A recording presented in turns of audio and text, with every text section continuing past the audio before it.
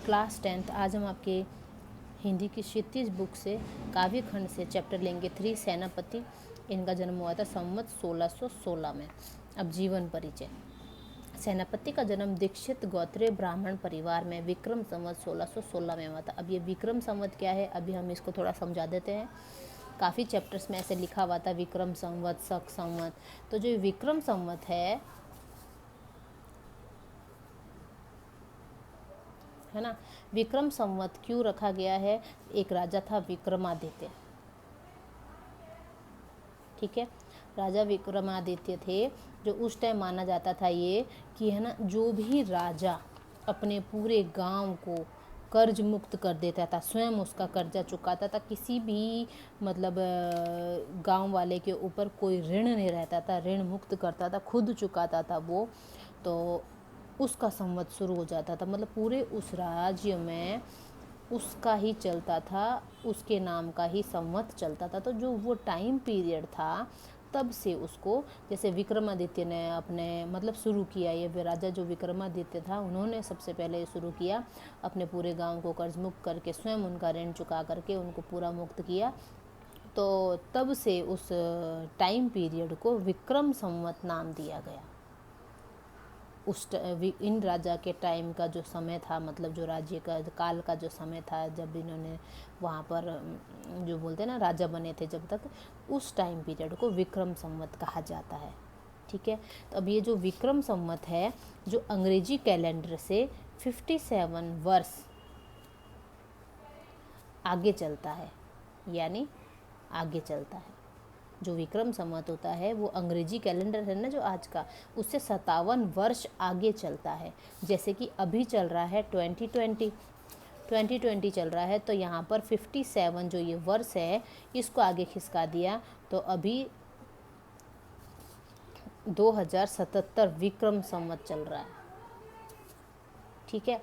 एक होता था शक संवत, शक संवत चलता था।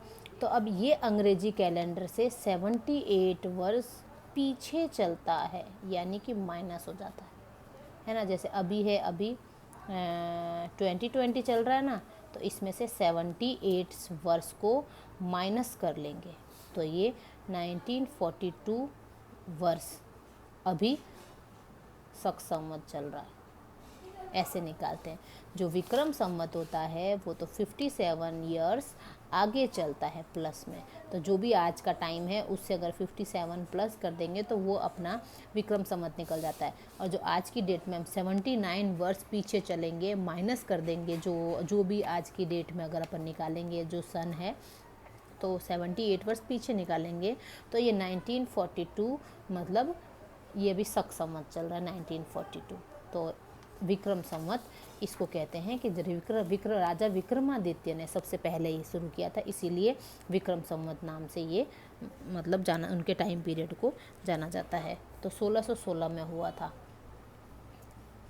ठीक है। उनके पिता का नाम गंगाधर और पितामह का नाम परशुराम दीक्षित था।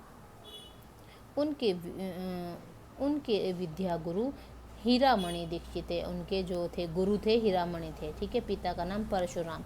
वे बहुत ही आत्मविश्वासी थे। अपना परिचय देते हुए एक स्थान पर इन्होंने क्या कहा है सेनापति ने?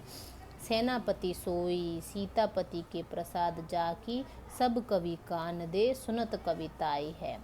यानी कि उन्होंने अपने बारे में ही मतलब अपना परिचय दिया है। ये रीतिकाल के महान एवं भाव प्रवण कवि माने जाते हैं। रीतिकाल के महान कवि माने जाते हैं। पहले टाइम पीरियड में रीतिकाल और ये आदिकाल नाम से मतलब है ना बाटा का काल विभाजन किया जाता था, वो अलग है, आधुनिक वो काल विभाजन का अलग है।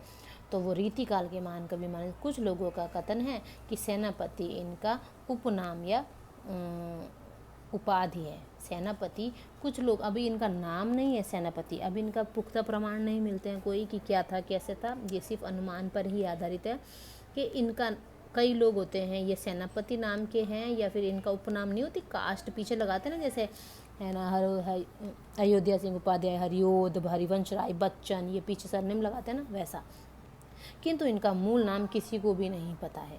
परंतु इस बात में कतई संदेह नहीं है कि काव्य कला और मौलिकता की दृष्टि से युगीन कवियों में सेनापति की भांति थे। सेनापति राम भक्त, जो एक सेनापति लीडर होता है ना, उस टाइप के थे वो। उनके बीच में भी सेनापति राम भक्त कवि थे।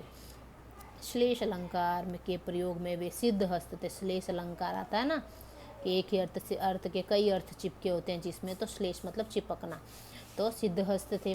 उन्होंने किसी कवि का अनुसरण नहीं किया, यानी कॉपी राइटिंग नहीं करी है। ये रीतिबद्ध कवियों की श्रेणी में आते हैं। ऐसे ये भी रीतिबद्ध रीति मुक्त कवि होते थे पहले, जो कोई नियम और रूल रेगुलर व्याकरण के नियमों को जैसे लिखते थे तो वो रीति बद्ध कवि होते थे। जो रीति मुक्त यानी वो उनका ध्यान नहीं देते थे, बस वो लिखने में ध्यान देते थे, कोई व्याकरणिक दृष्टिकोण नहीं था उसमें, तो वो रीति मुक्त कवि हो जाते हैं। तो रीतिबद्ध थे ये, ठीक है। इनके 2 रचनाएं प्रसिद्ध है, काव्यकल्प द्रुम तथा कवित रत्नाकर। इनकी 2 रचनाएं हैं प्रसिद्ध। काव्यकल्प द्रुम जो अप्राप्य है, यानी ये काव्य अप्राप्य यानी अभी मिली नहीं है, इसका काव्य शास्त्रीय ग्रंथ रहा होगा। इनके कवित्वों में अलंकार और रस ध्वनि के उदाहरण एक से बढ़कर एक मिलते। अलंकार और रस कूट के भरे हुए हैं। ये मतलब जैसे वो काव्य को जैसे वो आता है ना, जैसे आप लोग व्याख्या करते हैं तो संदर्भ और प्रसंग व्याख्या में इनका जो बोल रही हूँ ये आप ऐड ऑन कर सकते हो उसमें विशेष में। उदाहरण है ना, इन्होंने अलंकार संप्रदाय का अनुसरण किया। अलंकार संप्रदाय है एक, उसका अनुसरण यानी उसके जैसा उसके नक्शो कदम पर चले हैं वो। सेनापति ब्रज भाषा के कवि हैं। अब इनकी भाषा शैली कौन सी हो गई? ब्रज भाषा हो गई। साधारण शब्द भी उनके हाथ में आते ही सेनापति की भाषा सशक्त बन जाती है, यानी सिंपल सेंटेंस को, सिंपल कविता को भी वो इतना अच्छा बना देते हैं। वे फारसी शब्दों का भी प्रयोग करते हैं। उनकी रचनाओं में प्रसाद और ओज गुण की प्रधानता है। गुण भी होते हैं, प्रसाद गुण, ओज गुण, वो व्याकरण में पढ़ेंगे अपन। परिमार्जित भाषा का प्रयोग और भाव गांधीर्य उनके काव्य की विशेषता है ना। परिमार्जित भाषाओं का शुद्ध रूप लेते हैं वो, और भाव गांधीर्य यानी उसमें भावों का गांधीर्य भरा हुआ है, मतलब गंभीरता पूर्वक सारे इमोशंस भरे हैं। अब पाठ परिचय क्या है? यह प्रस्तुत कविता सेनापति के ऋतु वर्णन का प्रौढ़ और प्रांजल नमूना है, ठीक है। पुराना नमूना है ऋतु वर्णन का। ऋतु वर्णन इनमें मतलब पुराना टाइम का जो प्राकृतिक वर्णन है वैसा है। इनमें पूरी निपुणता से ऋतु के उपादानों एवं उसके लक्षणों का उपयोग कवि ने किया। ऋतु का वर्णन है, मौसम नहीं होते वो। वसंत का वैभव पूरी छटा के साथ पंक्तियों में पिरोया गया। वसंत ऋतु का है इसमें।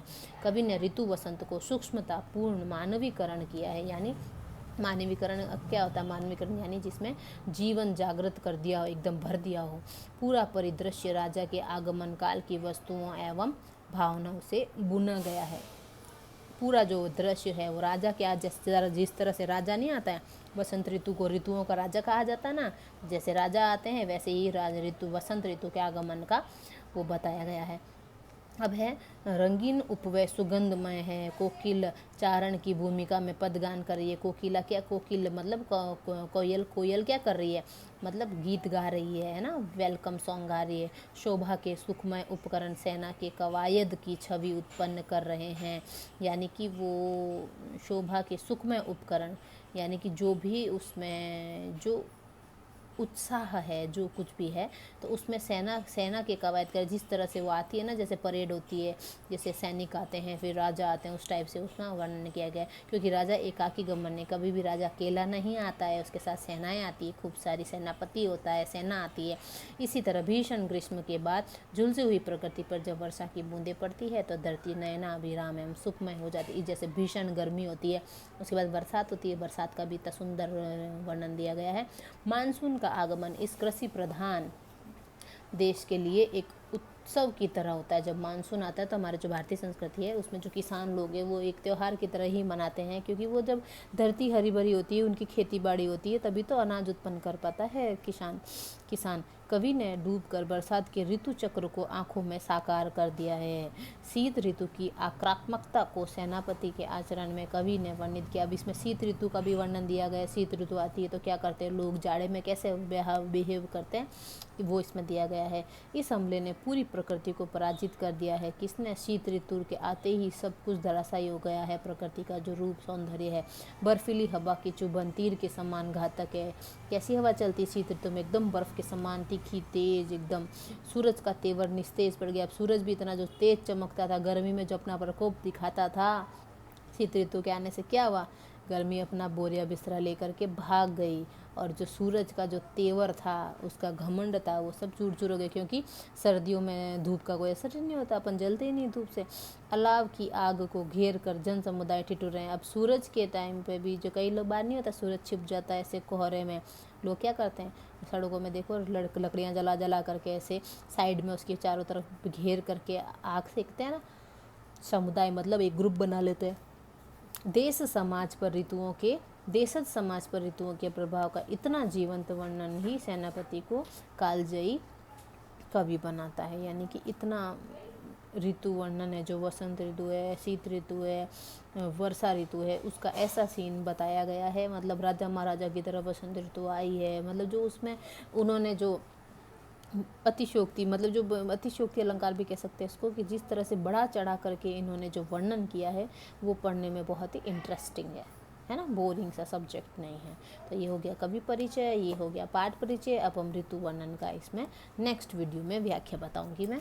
ओके बेटा, इतना अच्छे से रीड करना है। इनका जन्म जो विक्रम संवत बताया है, उसको आपको अच्छे से समझना है। ठीक है, ओके।